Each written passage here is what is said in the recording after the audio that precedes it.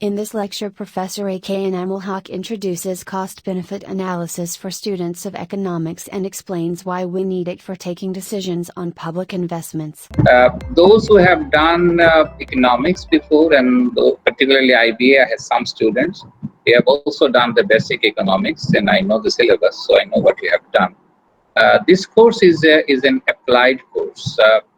In fact, this is the course which economists use, and a lot of economists do spend their life on doing it. They do a lot of work in terms of making decisions. Economics is not simple microeconomics, macroeconomics as such. Economics is about how do I plan, how do I take a decision. So let's say the government of Bangladesh wanted to make a highway from Dhaka to Kumilla, new highway. So the question that comes as a choice is that shall we do it or not? And the reason it comes because economics deals with efficient utilization of limited resources. So remember the logic, if economics deals with efficient utilization of limited resources. So if economics is dealing with efficient utilization of limited resources, the question is we have limited amount of money. With this money, government can do many things. Among them, one of the choice is to build a highway between Dhaka to Kumilla. And the question comes back, is it efficient choice? Is it worth to make that investment? So that particular question has to be answered. And it's always the economists who come up and say, here is the answer for it. So our job is actually to help those decision making. In most of cases, it's a public finance issue. That shall we do it? Think about as a COVID issue. That governments are saying that shall we give the money to the research companies to discover new medicine? Or shall we just say, let the companies bring in medicine and people will buy it? Which one is efficient? So choice like this always come, and every day these are the issues that government deals with. In every one of these decision making, fundamental question comes back, is it worth? So is it worth? Is it efficient? That is what economists do for throughout their life, and this is the probably one of those applied courses which economists use. As I always mention to my students, that somehow these courses are not in the mainstream economics as such, primarily because economics has many different branches. Economics nowadays is no longer a department, it's almost like a faculty. Some economists are pure mathematical, like mathematician. So they are the theoretician behind the scene. So that particular group of economists probably works on developing new ideas, new concepts, new theories. That is their particular job. There is another group of economists who apply the concepts and said, look, economics is not something like pure abstract mathematics. Economics is about taking decisions. So if I want to take a decision, what should I do? And there's a lot of courses like this. For example, you have studied public finance, where people would ask, should I impose a tax or not? Because that is the decision comes back, and always the issue comes that if the government should we impose a tax on the rich, on the poor. Now, if you are a rich, you say no. If you are a poor, you say yes. Go ahead, spend, put as much money on tax on the riches. And the question that always comes back, that there is an impact. If you take a decision on, for example, on an individual, on a rich people to tax, a fantastic idea. But economics deals with efficient utilization, not only on present, but also on the future. So the question would come, if you do certain taxation, what will happen? And that is where the economic decision making comes. And will these people leave the country? If they do, then we do have a problem, because eventually you will not find anyone to tax. So there is a dynamic efficiency versus static efficiency. These are pure mathematics. So you realize conceptually it's pure mathematics, but in real life it is applied. So economics do end up trying to explain those things. So one group of economists purely apply things, one group of economics develop concepts, and one group of economics analyze issues like, is this a good policy or not? So these are the issues comes back. And on those, we have a lot of courses in this department. For example, I'm now teaching another course, which is competition law and economics, where we say, how do I know the market is not taken over by the syndicate? How do you investigate non-competitive behavior, which is real life example, and real life people do it. Similarly, in this course, our question is very simple. Government wants to spend money on a resource, on a public good. Remember, in most cases, on a public good. If it is a public good, should the government spend money or not? And if the decisions are not correct, then people suffer because public good supply is not there.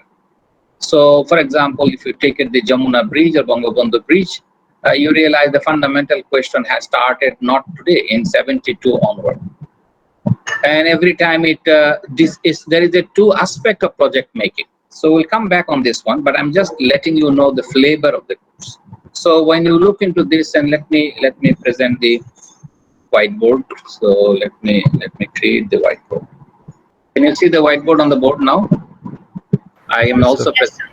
You can be both. I am also presenting it since it is recorded. So we look into an idea of a public investment. Mostly we are looking at public investment. Public investment, in most cases, government wants to invest. So government say, look, I want to design a policy. It could be a policy. And I would like to know, because policies have both benefits and costs. So with a policy, some people benefit and some people has a cost, even in law. So government actually look at benefits and costs. What is the new law? For example, new law on the rate we have. So the question again will be, is it worth doing it or not? So benefit and cost always enter in economic decision making.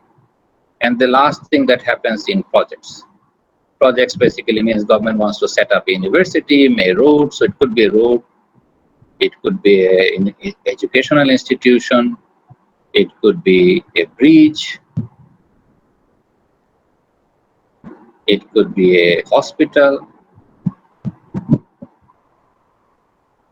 it could be an economic zone, it could be for an airport, it could be take an example, park,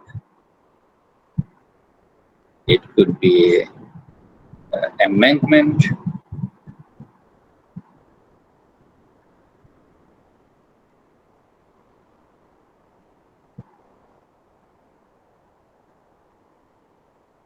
so it could be an embankment, it could be, for example, software government wants to spend on. So it could be many things, anything government wants to do. Government will say, I have a project in my hand.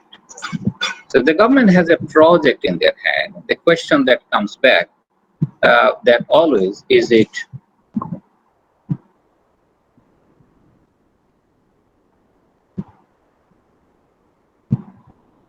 worth doing? Why it is a choice issue? Economics is a science of choice. Remember this. Why it is a choice is because I have so many things to do, but I have a very limited money. So if I have a limited resources, which one I should do first? So I have a limited resource, and the question that comes back is that if I have a limited resource, which one shall I do first? And that is something that becomes quite important for decision making. So if I have a limited resource and I have a problem of making choices, sorry, I was trying to erase it. If I was trying to So limited resource means I cannot do all of them this year, 2020. Okay, I can spend money on research. But where should I? Let's say if somebody says, why don't you know, I can maximum, let's say government will say, look, I can maximum take 5 projects now with my money. Which one shall I do? I can subsidize agriculture. So if you ask the government that, look, there are so many things to do, which one?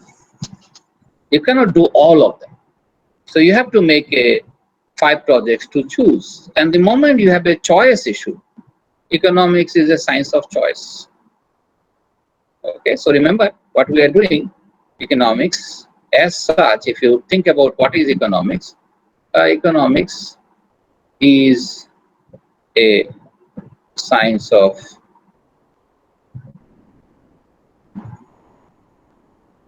making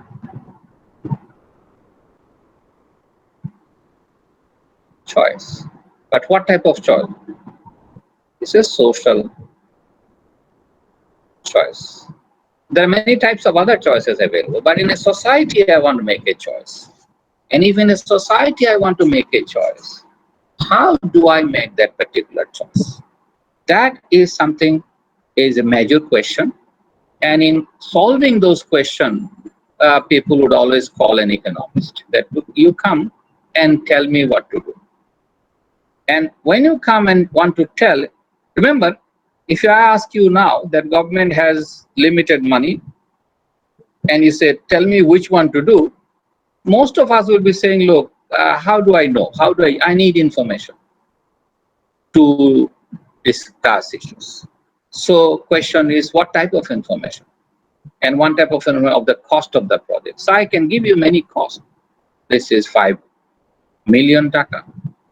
This is 20 million taka. This is 30 million taka. This is 10 million taka. This is 5 million taka. This is 7 million taka. So I can give you numbers. Is that enough to make a choice? This could be 2 million taka. This could be 1 million taka. This could be 10 million taka. This could be 100 million taka. This could be 5 million taka. So you can give your numbers, which is cost. So obviously you will look for information about cost, that what is the cost of the project, but cost alone cannot take a decision. A cheaper project does not mean it's the best project. Okay, so you need to look into the other issue, which is known as benefit. Who benefits from the project? And benefits has 2 issues. One is the value of benefit. In other words, how much benefits will happen in dollars or in taka. That is the one you want, either in dollars or in taka. Or same time, you might want to know the distribution of benefit. What is the distribution? Who benefits from what? Okay, so that is a question. And if you are depending on your mindset, you might choose certain things. If a project A benefits rich more than poor, if that is the case, some of you, I'm pretty sure, will say, no, we should not take this project. So we'll say no. On the other hand, some of the others say, no, maybe if the rich is benefited more, they will create more jobs for the poor in the economy. So some other group will say, we should do it. So it depends on how do you see the project. So you need a lot of tools to actually take a decision. And the tool that we will be learning is known as cost-benefit analysis. Please subscribe to this channel to receive updates on new videos.